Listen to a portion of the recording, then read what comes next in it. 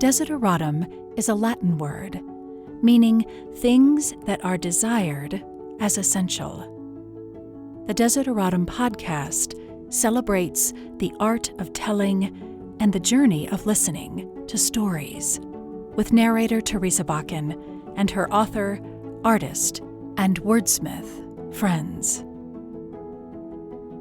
Episode 14, The Library of Lost Souls. I love experimenting with different forms, and I think that you really have to tell a story that's on your heart and tell it in the way that is most meaningful to you. And I think that readers are always looking for stories that make them think and that move them in different ways. And if you can do that, I don't know that it really matters what genre you're writing in. This is Meghan Holloway, speaking and writing from her heart. She has a successful World War II historical fiction from Polis Books called Once More Unto the Breach, and a trilogy in the thriller mystery genre, with Hunting Ground, released last year, and Hiding Place, out this August. But we are talking about something very different. A book she wrote set in the future. At its heart, it's a love story about what it means to be human and the ways we grapple with loneliness and loss. Today, we are talking about The Library of Lost Souls. So let's talk a little bit about where the inspiration came for Library of Lost Souls. Yes. Tell me how that story came to you and why you felt compelled to write it. So this is my first self-published work. And when I started writing it, it was really just a personal project. I didn't want to get too far off brand of what I write with historical fiction and crime thrillers. But at the same time, I had just been through the pandemic, as everyone had been. And I had been very isolated from one of the most important people in my life, my grandfather. And he lived in an assisted living facility. And I was so thankful that they took very great care in ensuring very strict quarantine to keep their residents safe. But it also meant that since February of 2020, I was not able to go down and visit my grandfather every other weekend, sit with him, have breakfast with him, talk with him. And I ended up losing him in October to COVID. That grief was just compounded by the fact that I had not been able to sit with him over the last year. I had not been able to be with him at the hospital. We weren't able to celebrate his life with friends after he died. And writing for me has always been a very cathartic process. It's how I deal with my emotions. It's how I work through what I'm feeling. And so I was actually painting one evening and this story idea came to me. And it was just this very different from anything that I had ever imagined, this futuristic setting about a century in the future. And in this world that I imagined, COVID-19 was the end of humanity as we knew it. And it started this mass extinction, which is really honestly, I think, how a lot of people felt over the last year with this extreme isolation, with this fear and anxiety, and this distance from community that we had never experienced before, not in our lifetimes. And so I started writing this story, and it was really a very emotional journey for me, working through the process of my own grief and my own loss, losing my grandfather, and exploring what it means to be human and what the process of grief looks like and how we deal with sorrow and how we come to grips with our losses. Yes. What drew me to you was reading the author's note. Yes. And the way that you articulate how you feel about your grandfather, the impact that he had on you was beautifully written. Thank you. And the part that really struck me was when you when you describe him as rich, what made him in his life rich? This was a very personal endeavor for me to write about him and to have a story about grief inspired by him. But I talk about how he was not a wealthy man, but he was a rich one. And he was rich in so many different ways. He was rich in good humor. He was rich in laughter. He was rich in abiding love for the land and a long, hard day of honest work. He was never happier than when he was outside, toiling away at some project, working with his hands. He was rich in strength. My grandfather was just this stalwart figure of a man. When I was a child, I was certain that no one was taller and no one was stronger than he was. And he was so rich in generosity. He was completely unsparing in friendship and in kindness. And he was so rich in love. He told me once that he thought he had been blessed more than any other man with a wonderful family he'd been given. And he was the inspiration for why I became a writer in the first place. Is he was so rich in tales. My grandfather was the consummate storyteller, just had this rich love of spinning yarns and telling tall tales, and you never knew how tall that tale was going to be.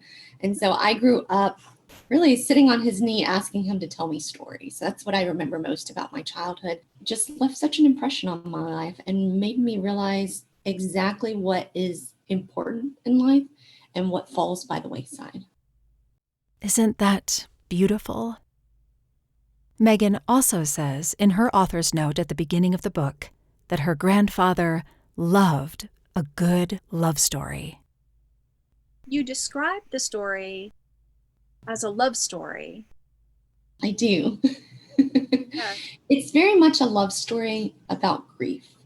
And there is this relationship that develops over the course of the story, this very deep friendship between a human woman and a robot, which was so fun to write.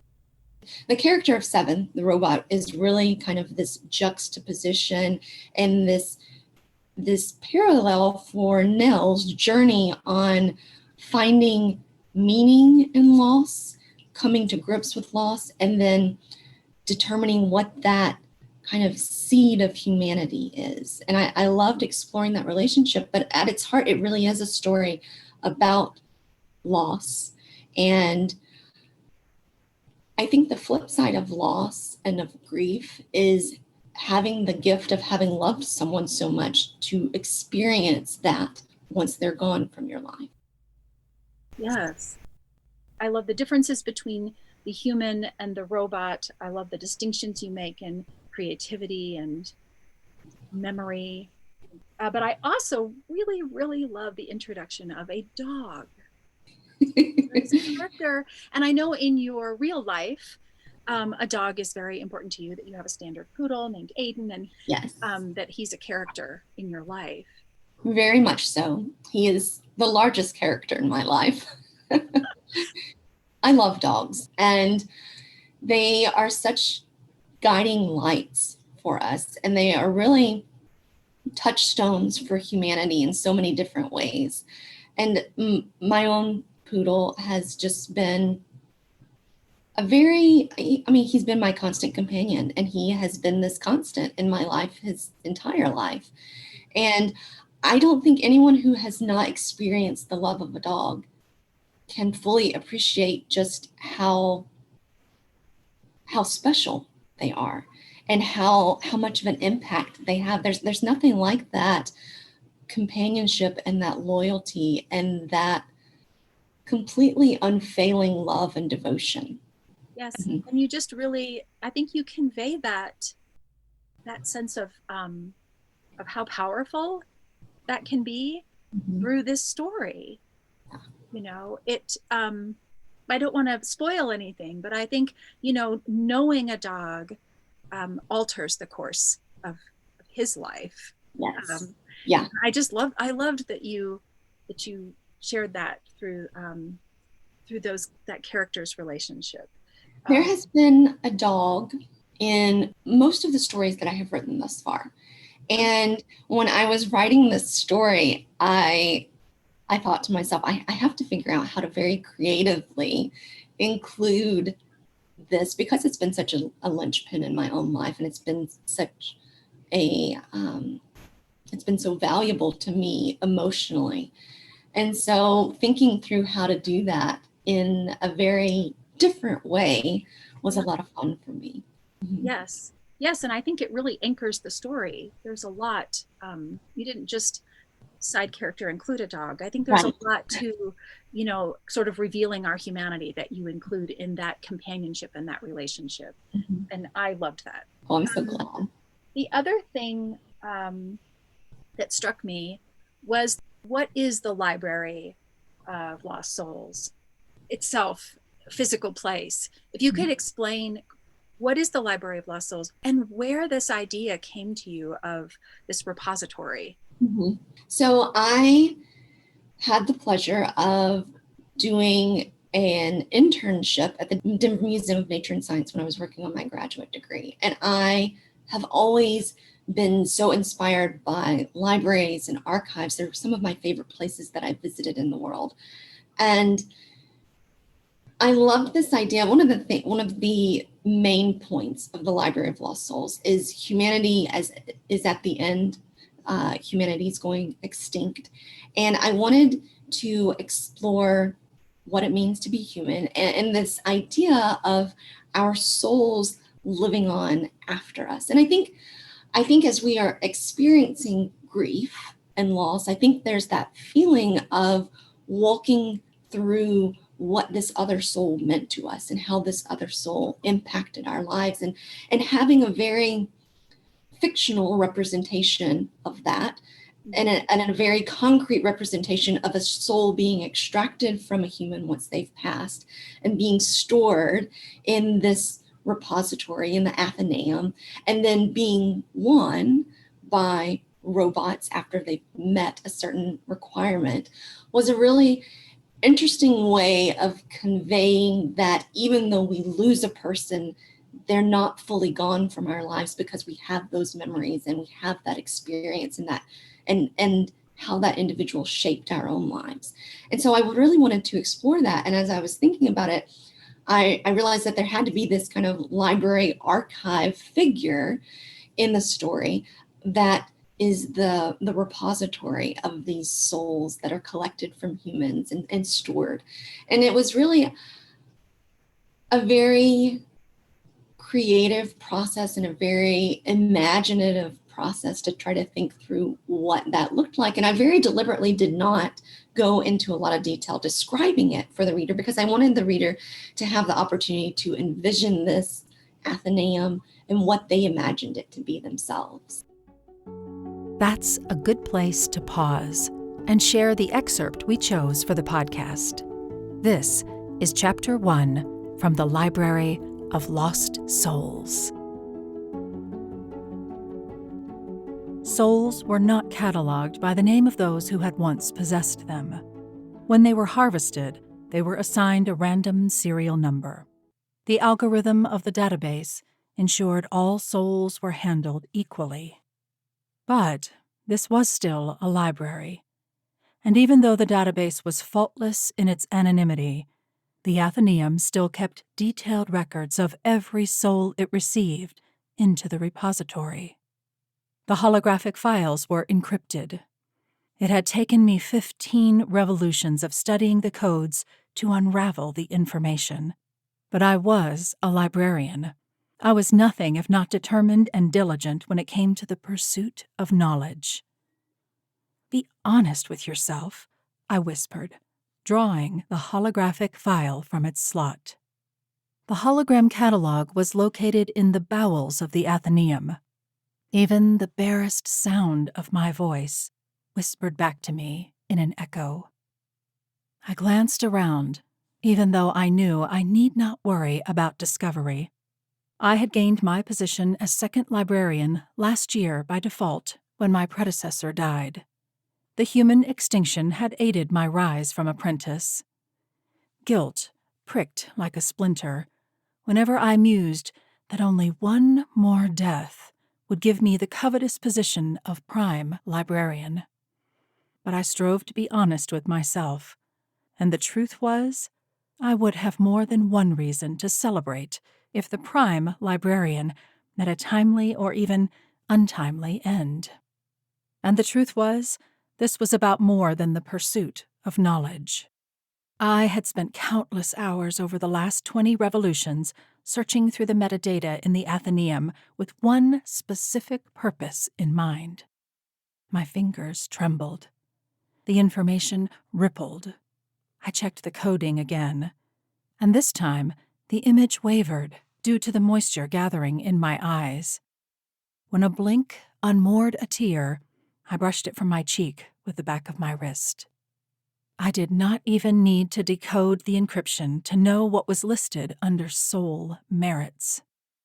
This soul had been enamored with the rich textures of oil paintings, had found immense solace in the weight of a canine companion draped over his lap, had looked forward to the howl of a storm overhead, and had loved the haunting, mournful swell of cello music. I pressed a hand to my chest. The steady, if swift, rhythm of my heart belied the long revolutions it had felt hollowed and fractured. The knot in my throat grew as I read his name again, and then I skimmed through the metadata until I found the reference. Citizen 7-24326. I knelt on the cold floor, the strength leaving my knees in a sudden rush that made standing impossible. All this time searching. Now I had a starting point. 7-24326, I said, pressing my fingers to my lips. Now I just had to find the individual who had earned the right to my husband's soul.